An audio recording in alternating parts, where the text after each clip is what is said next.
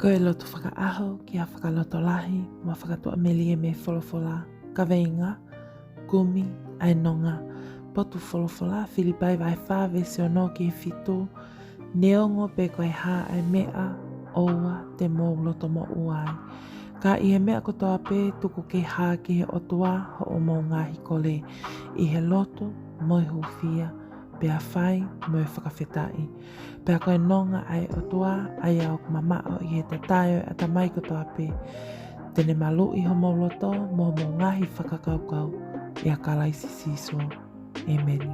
Ke tau loto.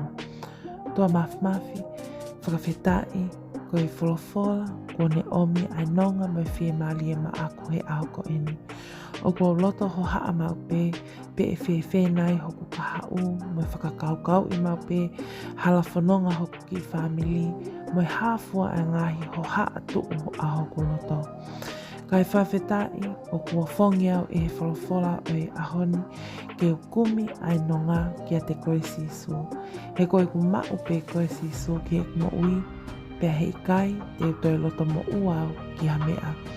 Ko koe a sisu kalaisi o ku tuungai e ku whalala, mai malu hoku ki i whamili io, ko koe a sisu te umawai ai nonga, mai whie malie.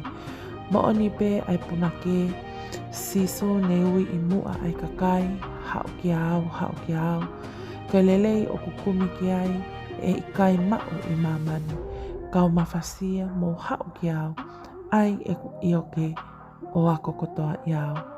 Pole i e ku mo ui he ahoni, ke tu mau e ku tui i he awhiona, he ko koe pe te umau ai ai nonga, mai whie malie.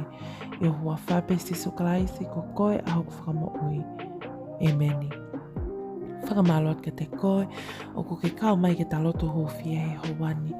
Mali e tau wholofola he ahoni, he opune a lasi pe ai whainga taa o ku tau loto mo uai he aho ki he aho. Koe taimilahi e tau mo ui o ku tau kumi e no ngā ki e ngai mali e o mamani koe ni, ka e tala loto mai e kakai toko lahi, na i kai ke nau mau e ki nau tolu hano ngai. Hange koe whaito o kona tapu o ka holo ma wahe mei api, tuli e ngahi mali e mamani, ka i kai pe ke mau. I kai ngatai ko ki tau tau whahinga i tangata, koe loto mo ua tu ki he apongi pongi. I kai pe ke tau lava o maa o mohe lelei, ko uhi ko e tau whakakaukau pe e whawhanga whewhe ai whamili he aho e taha. Kai ngatai pe e whewhe hoku ka hau moi hāfua a ngahi loto mo ua a hoku loto, pe i kai ke tau mauai hanonga. Kai whawhetai koe ahoni ko wholofola mai ai eiki, loto ho haa o kukumi hanonga, hau ki au. Hala e mea a mamani kotoa, lepa pe ia kua foa. Kau mawhasia mo hau ki au, ai e ku ioke o ako kotoa i au. Pole ki tau tau kau ngā tau pe mo koe sisu, ke tau kumi pe ai no ngā mai whie malie ki a sisu toko taha pe, aki e tau talia ki e tau mo ui, lau e ne wholofola, pe a ke whaalotu mau pe io, te ke mauai ai no ngā, e whakahātu e he lau mali maonioni, ai tali ki ho o ngāhi whehui, mo e whakanonga kotoa pe ki ho loto mo ua. Emeni.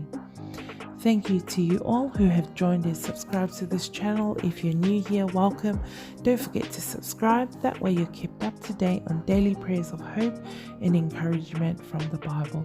Also check out the description box below for all links to our social media platforms as we provide daily devotions and ministry for the youth and young couples. Thank you and God bless.